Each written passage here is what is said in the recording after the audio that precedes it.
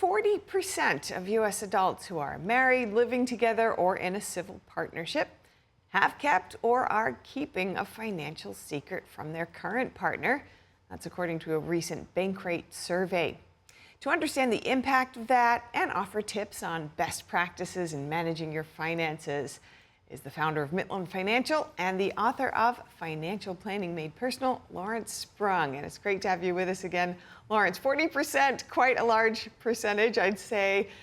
What kinds of financial secrets are we talking about here, and what's the impact on relationships?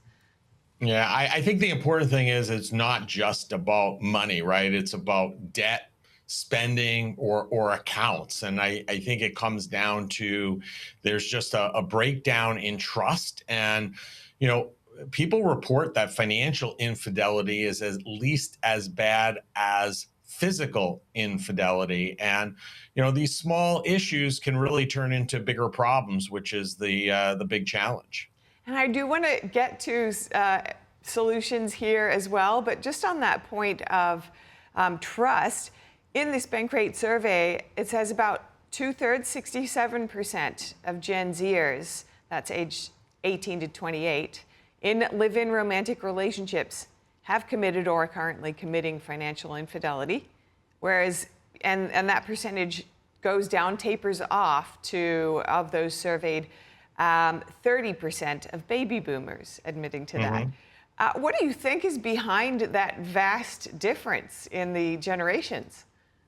Yeah, I think that, you're seeing them grow up a little bit more independently, wanting to keep money separate. But there's a distinct difference between wanting to potentially keep money separate and hiding and having infidelity. And I think it's even more important for the younger generation because they're also juggling, in many cases, student loans, rent, credit cards, side hustles, and separate accounts.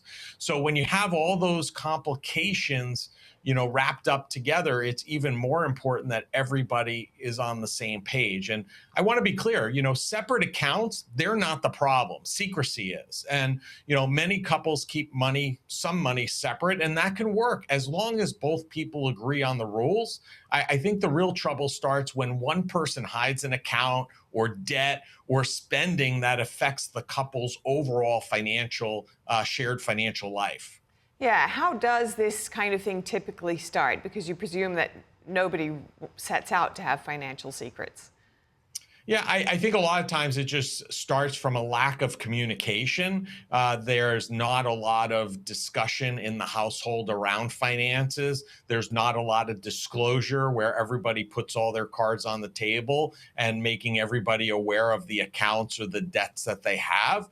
And I think that's really the starting point. And then if you're not being transparent about that and you overspend a little bit, or there's a credit card promotion, or you need to buy something on a credit card, because you're not disclosing that and being upfront about it, you're more likely to go the route of creating that account or doing something and keeping that from your partner.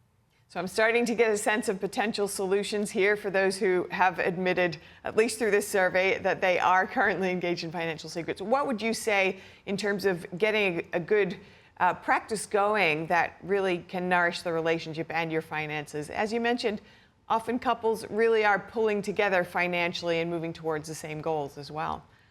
Yeah, and that's vitally important, right? If you're getting into a new relationship, it's important to be transparent and put all the cards on the table, proverbially speaking, from the beginning.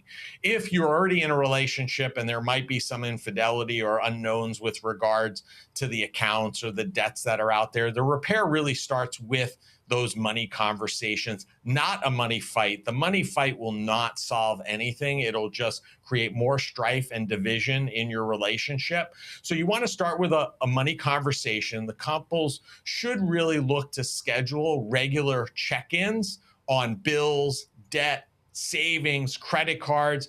And listen, each person can have what they call, private accounts versus shared accounts. And I think the important thing is, the goal isn't to police every dollar. It's to make sure that there are no financial surprises that can blow up the trust later and everybody's on the same page.